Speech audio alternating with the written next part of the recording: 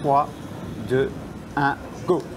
Et là, c'est parti pour Soraka Cabezas. Et là, vous voyez, il a un gros braquet, c'est-à-dire qu'il lance avec du gros développement. Tout de suite, il va aller chercher donc, la trajectoire la plus à gauche pour casser le virage et il revient à l'intérieur. Alors là, il y a un petit arrêt de pédalage et tout de suite, on reprend et il se met tout de suite en position aérodynamique. Donc, pour aller chercher justement l'efficacité, pour réduire les forces de résistance. Donc c'est ce qu'il est en train de faire et il va chercher les trajectoires les plus courtes. C'est pour ça qu'on le voit tout de suite aller chercher le parapet central. Et regardez sa position, lui aussi ça va très très vite. Et là pareil, il a un développement de plus de 10 mètres. Il est sur le bec de la selle. Et ça on voit, là c'est un spécialiste aussi de l'exercice. En tout cas, c'est vrai qu'il monte très bien, mais en plus au chrono, il va très bien aussi. Alors que le coureur de la sélection de Guadeloupe, Jérémy Delumeau, est en train de terminer. Il fait le demi-tour à Curlis. Voilà. Donc il est à moitié du parcours. Ouais, c'est ça. Alors, un peu plus. Hein, il a terminé la première courbe, là, voilà. Il est petit au parcours revenant. Il a fait 4 km 3, il lui reste moins de 4 km. Alors que Soraka Cabezas voilà. Ne cesse de relancer. Il a encore beaucoup d'énergie après son échappée de ce matin. Alors tout à fait. Alors là, on a plusieurs relances et c'est vrai qu'il faut rapidement se remettre en position pour aller chercher justement baisser le corps et la pénétration dans l'air pour réduire au maximum les forces de résistance. C'est ce qu'il est en train de faire et là pour l'instant il est vraiment très très bien posé sur sa machine, il est efficace. On va voir, là quand il va basculer sur la droite, il va tomber vent de face. Et là, vent de face, là on a le spécialiste, le champion de Martinique du contre-la-montre, ça va très vite. Je pense que le temps, il est fort probable qu'il... Bastien Dukelty. Ouais, on va attendre, mais je pense que... Il est parti après de l'humour, hein, oui, la sélection. Tout à fait. Je pense que le temps va tomber avec l'automne, puisque c'est le champion de Guadeloupe du contre-la-montre, mais que derrière Dukelty, il est fort probable qu'il prenne le meilleur temps. Puisque, regardez la différence, ça va très très vite, ça roule à plus de 60 km/h. Là. Je peux vous garantir que ça envoie énormément. Et il y a de la puissance d'engager, il est au moins à 400, 500, 500 watts. Il va chercher. Alors, il n'a pas utilisé de casque aérodynamique, il a utilisé son casque traditionnel, mais ça va très bien, il va très très bien ce monsieur. Il est bien encouragé par le public sur le bas-côté de la route. Il négocie un nouveau contre-virage, tandis que nous sommes revenus sur Soraka Cabezas. Oui, le vainqueur du tronçon de ce matin, et pareil, lui, il a utilisé... Alors, l'avantage qu'ont ces petits coureurs, c'est qu'ils ont des vélos beaucoup plus compacts, donc ils vont rendre beaucoup plus... Ils sont plus à l'aise, voilà, ils épousent mieux la forme du vélo. Ben, tout à fait, et le fait, c'est que le vélo va avoir une résistance plus importante qu'un grand gabarit qui va avoir... Plus on a long, plus il y a des torseurs, plus on perd de l'énergie de transmission. Là, il est en train de tourner au niveau de la cimenterie, donc il est en train de faire son demi-tour. Et là, je pense que... Alors, on est dans les 2 derniers kilomètres pour le champion de la Martinique du contre-la-montre. Le temps ne devrait pas tarder à tomber. On devrait être en dessous des 11 minutes, je pense. Eddy Michel Cadémar, au départ... Lui aussi. Voilà, très bon spécialiste du contre-la-montre. Il a encore le pied posé sur le sol, donc il reste encore une trentaine de secondes. Ça y est, maintenant, il est pris en charge par le commissaire. À 15 secondes, en fait, il demande à ce qu'il tienne. Le commissaire s'en occupe. Voilà, on va attendre le top de départ de Eddy Michel Cadémar et on va revenir après sur le champion de Martinique. Le top départ de Eddy Michel Cadémar, le décompte a commencé, le commissaire sur la gauche a son chrono, il parle au coureur, ça y est c'est fait, et là maintenant il va accompagner son action de sa main. 4, 3, 2, 1, et c'est parti pour Eddy Michel Cadémar, qui s'élance sur une distance dans une discipline qu'il affectionne. On retrouve le champion de Martinique sur la route. Oui, alors... Dukelty. Tout à fait. Alors, c'est bizarre parce qu'il n'a pas tout à droite. Alors, peut-être il a déjà préparé en fait le braquet pour pouvoir faire le demi-tour. Donc, il a remonté les dents, vous voyez. Il y a un petit coup de main, donc main droite, puisque c'est la main droite qui permet de changer les vitesses à l'arrière. Et tout de suite, une relance. Une relance et voilà. Et il devrait rapidement se reposer sur la selle pour rechercher le bec de selle et rechercher la puissance. Et on repasse au niveau des résultats avec Christine. Ça s'anime maintenant au niveau du peloton. Le temps a dû tomber. Le meilleur temps a dû tomber. Christine? Je pense que l'automne a dû faire tomber le temps. On la retrouvera tout à l'heure. Retour sur la route de ce tour aussi, vous avec, un vélo, Jules Châtelon. Oui, Jules Châtelon, pardon. Madina Bikers. Ouais, voilà, aussi qui a un vélo. Alors lui, il est très compact, il est très avancé. Et il a fait le choix d'être assez haut au niveau de l'appui des bras, des avant-bras. Nous avons retrouvé Christine pour le résultat. Allez-y, Christine.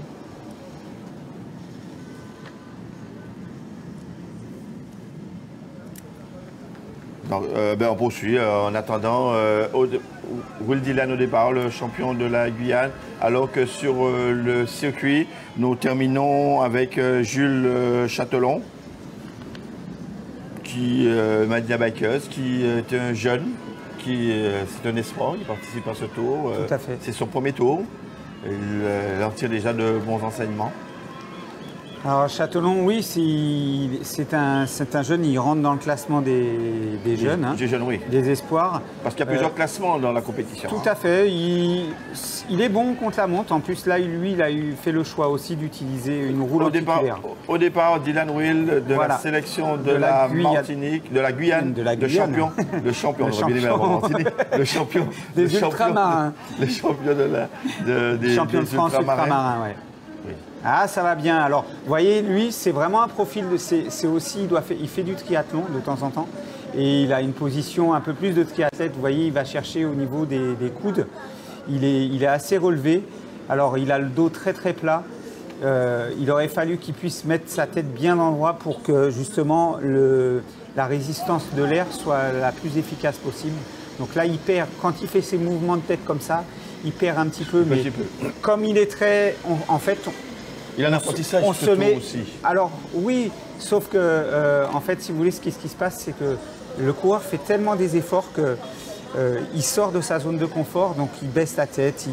Voilà, c'est typique des coureurs qui manquent encore un petit peu de puissance. Alors là, vous avez vu, on a les surchaussures. Tout ça aussi, c'est pas des protèges. Là, c'est vraiment le but, c'est que l'air puisse passer, glisser. Kylian qui est au départ. Hein. Non, là, c'est Marc Flavien. C'est le porteur du maillot point chaud. Oui, c'est le 150, oui. Ça, je vous le garantis. Alors, il utilise en fait tout un système aérodynamique aussi bien au niveau de la combinaison qu'au niveau des surchaussures. Alors, c'est une matière qui va permettre de faire glisser l'air. On y va pour le résultat, temps intermédiaire et ligne d'arrivée. Christine Cupit. Le temps est tombé. Jean-Claude, il y a encore du changement dans le classement, puisque Sébastien Duculti qui réalise le meilleur temps, 11 minutes et 1 seconde. Il est suivi par Thierry Rago, 11-19. Puis ensuite, nous avons Raphaël Lautonne qui passe devant. Voilà. Thierry Rago avait 11-12. Ensuite, nous avons Thierry Rago, 11-19. Voilà, donc je répète, Bastien Duculti, 11-10. Raphaël Lautonne, 11-12. Et Thierry Rago, 11-19. Voilà Jean-Claude et Michael. C'est le champion de Martinique du contre-la-montre, donc c'est tout à fait logique. Et il est suivi de Lautonne Raphaël, qui est le champion du contre-la-montre en Guadeloupe.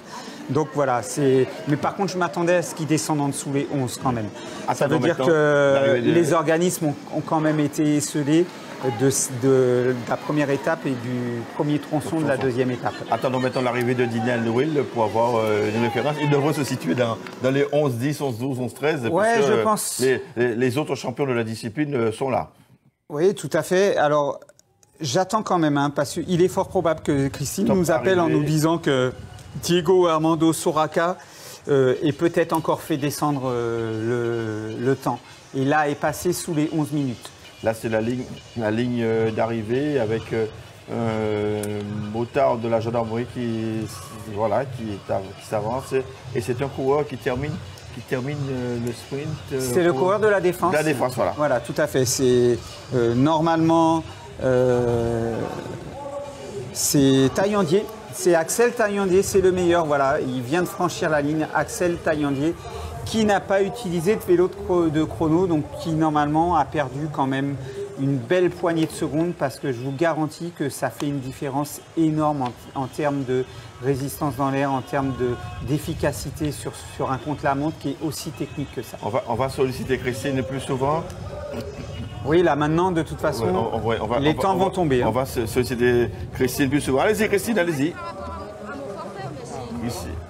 ils sont en train de parler.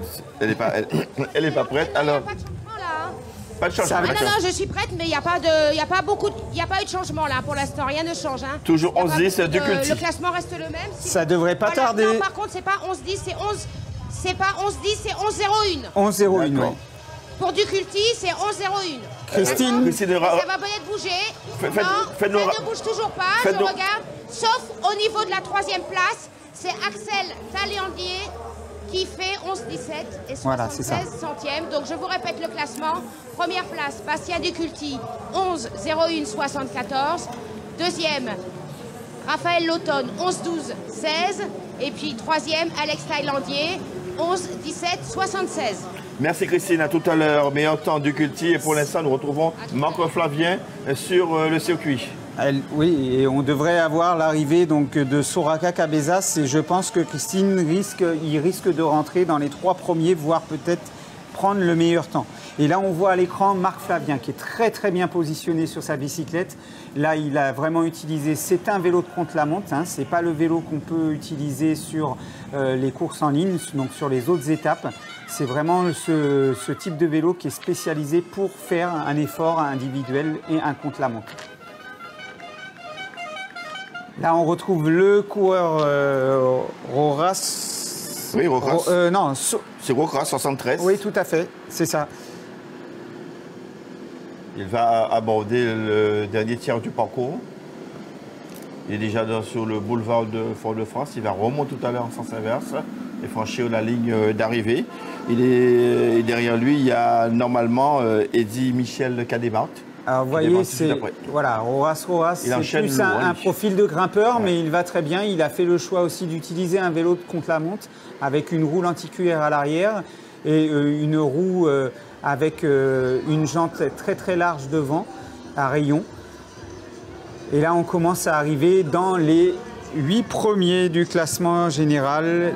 Voilà, c'est parti pour, normalement, c'est Gobin. Gobin, oui. Qui a dû prendre le départ.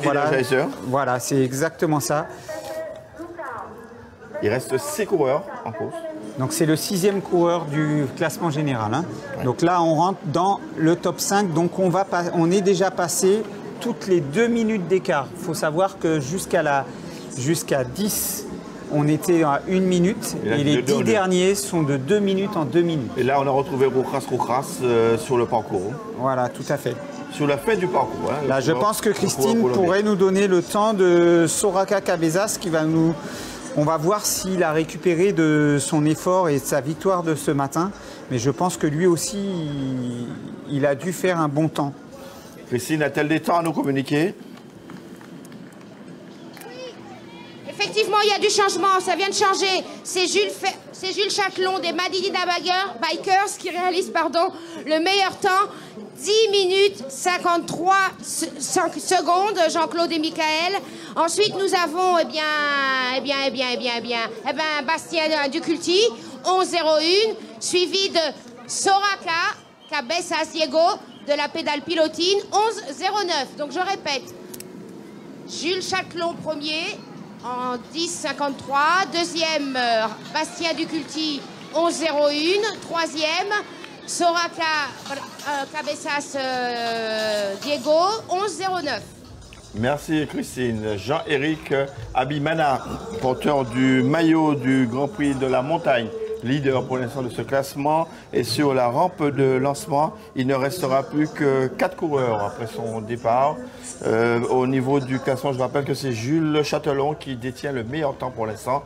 10 minutes et 53 secondes. Top départ pour Éric Abimana.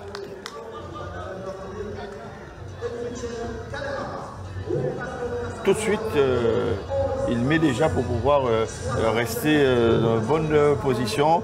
Nous allons maintenant retrouver sur la rampe de lancement Norman Latouche et sur le circuit.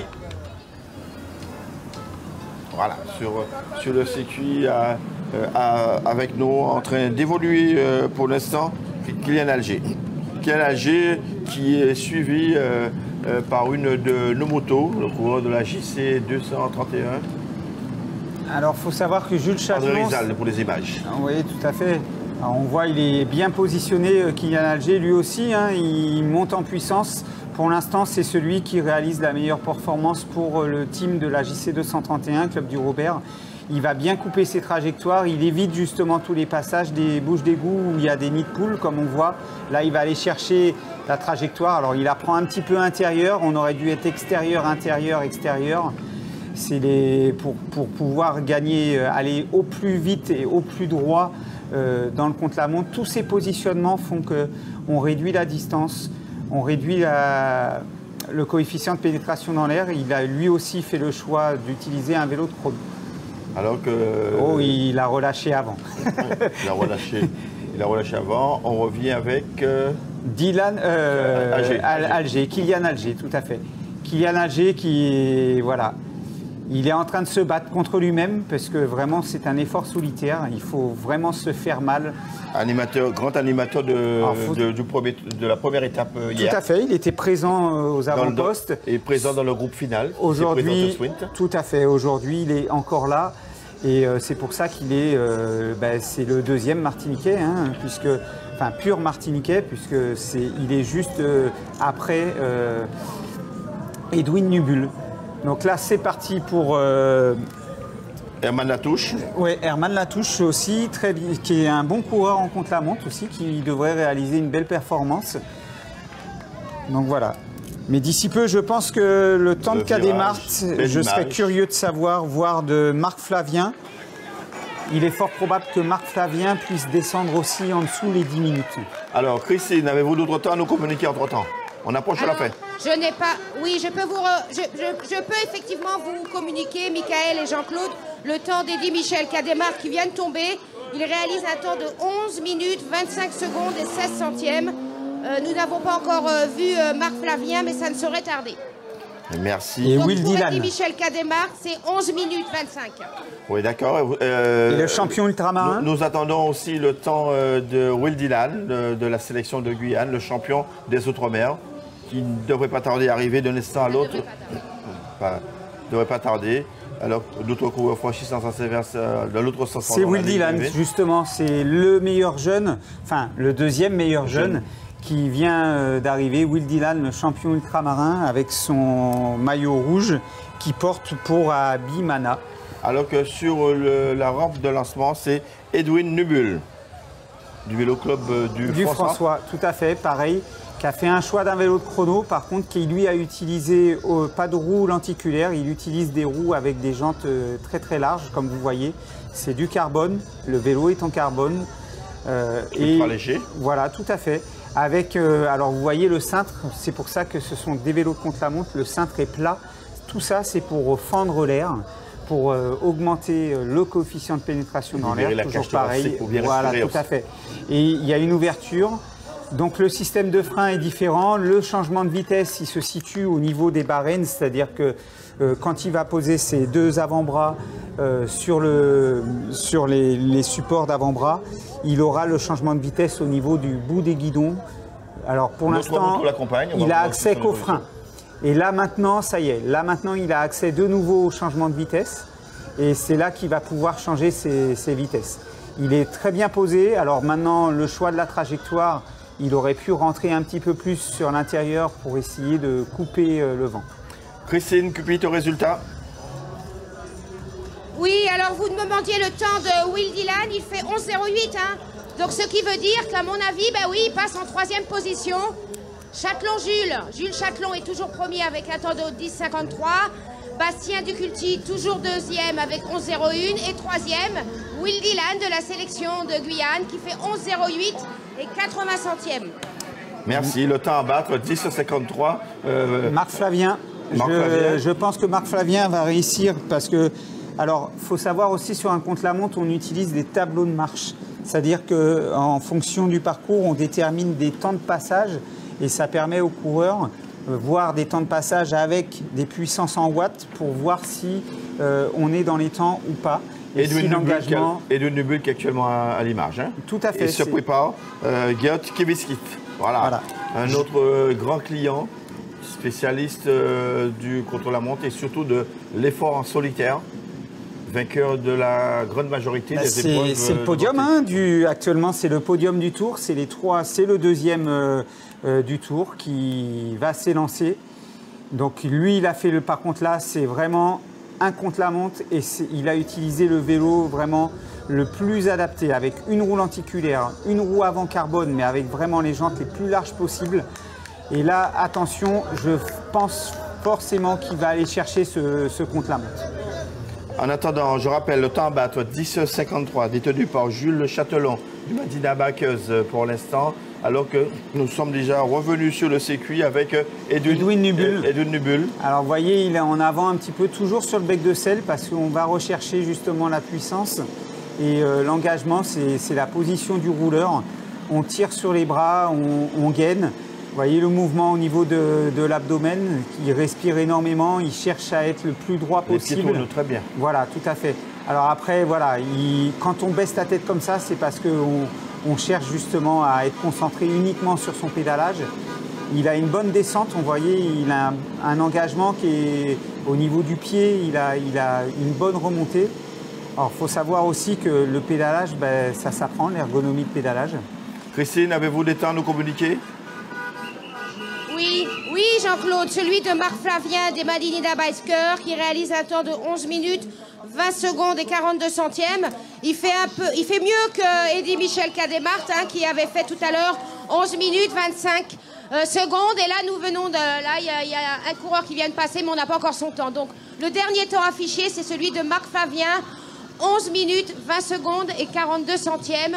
Marc Flavien des Madinina Bikers. Merci Christine. Peut-être tout à l'heure, nous retrouvons sur le circuit Gert Kevistik, accompagné également par une de nos motos, le porteur du Dossard 44. Entre-temps, nous revenons avec Nibul sous la rampe de lancement. Le maillot jaune se prépare. Joseph Arerouya. Oui. Arerouya. Voilà. Le maillot jaune. Alléluia. Allez, voilà le maillot jaune. Le maillot jaune. Alors c'est vrai que au niveau des références du contre-la-montre, Top, il est parti. Voilà.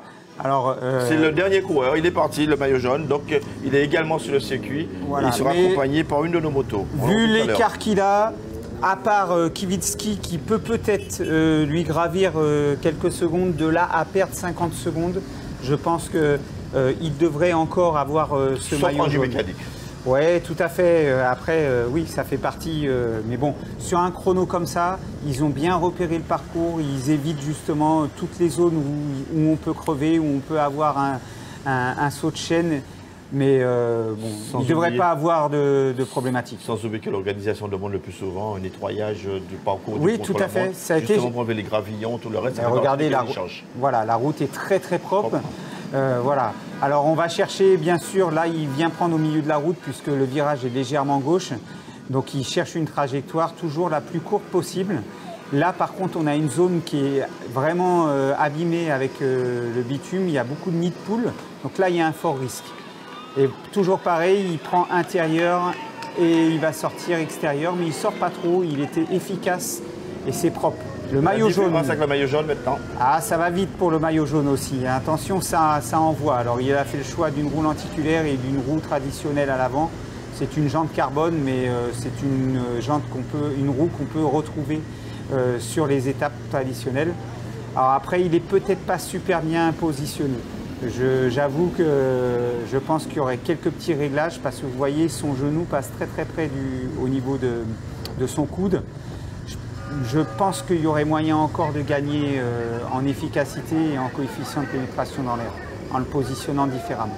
Voyons si on a d'autres résultats, Christine.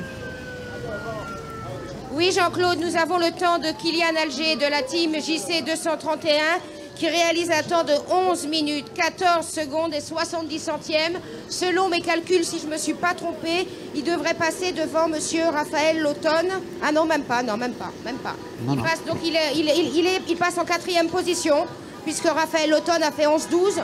Donc ça voudrait dire que, effectivement, Kylian Alger se place en 4e position pour l'instant, puisque le classement pour les 3 premiers n'a pas changé. Nous avons toujours en première place Jules Châtelon, 10,53. Bastien Duculti, je ne sais plus, 11,08. Et puis nous avons en dernier Alger 11-14. En dernier.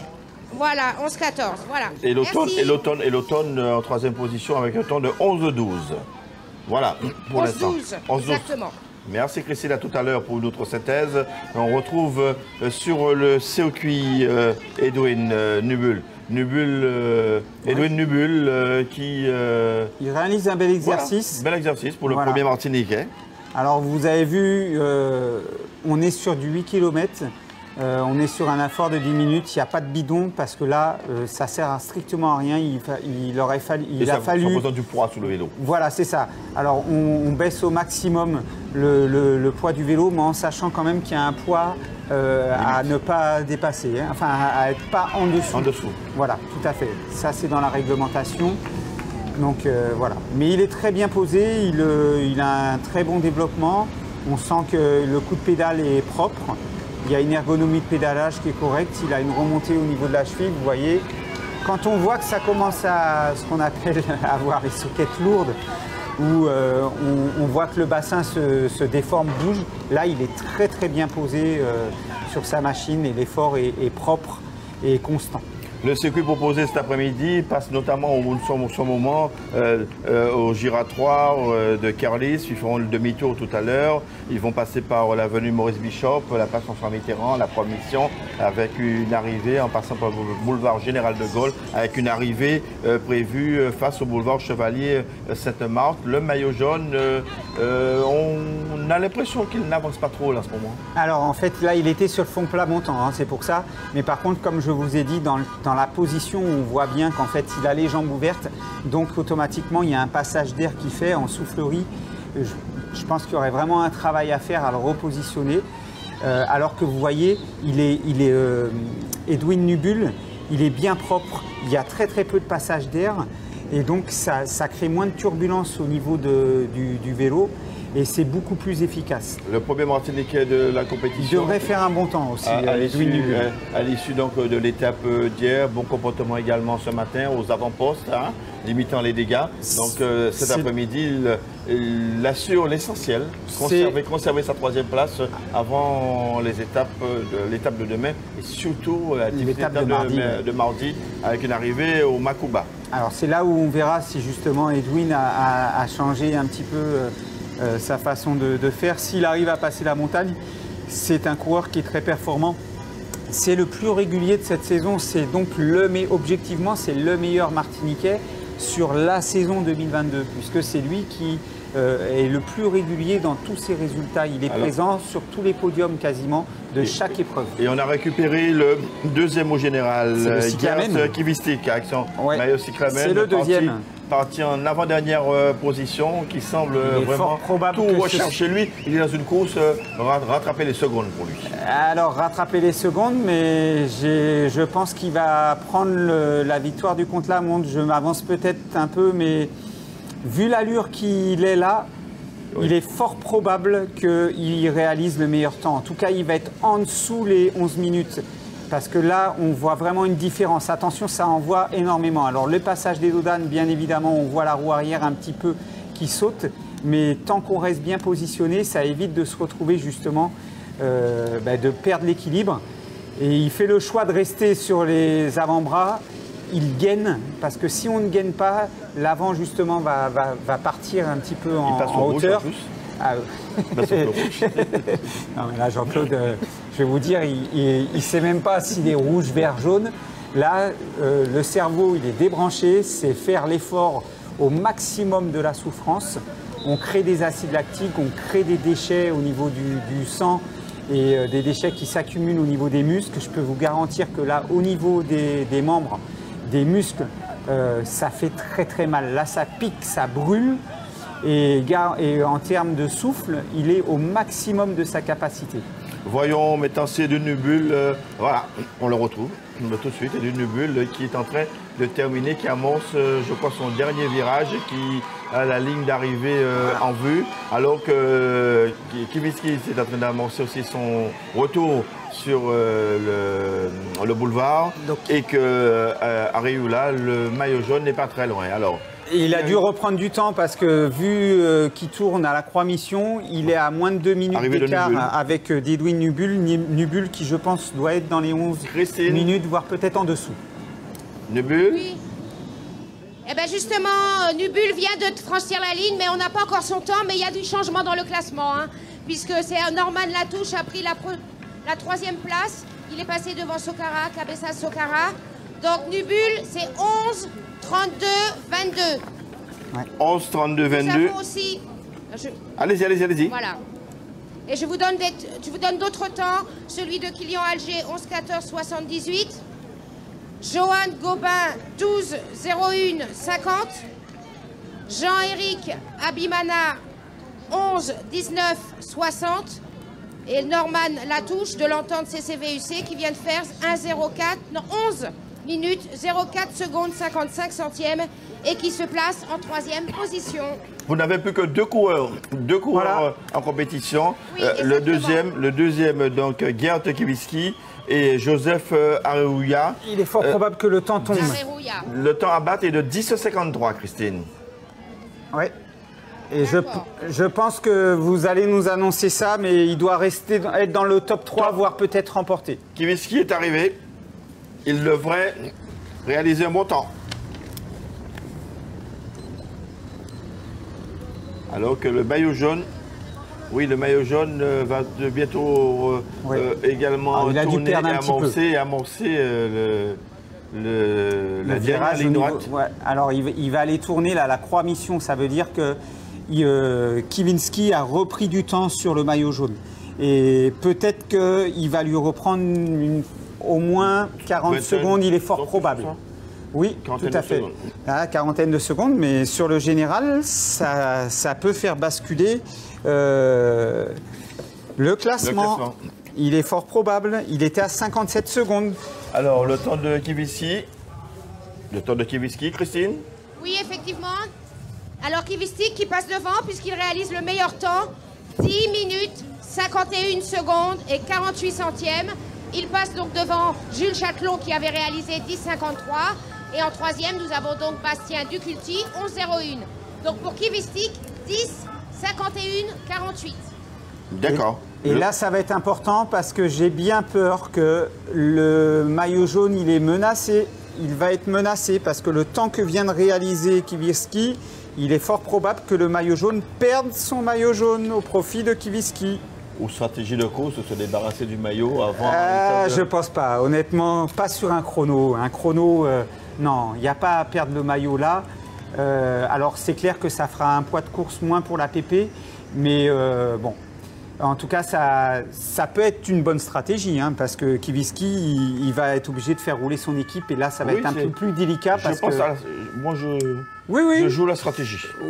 Ouais, parce que mais bon, non, sur un chrono...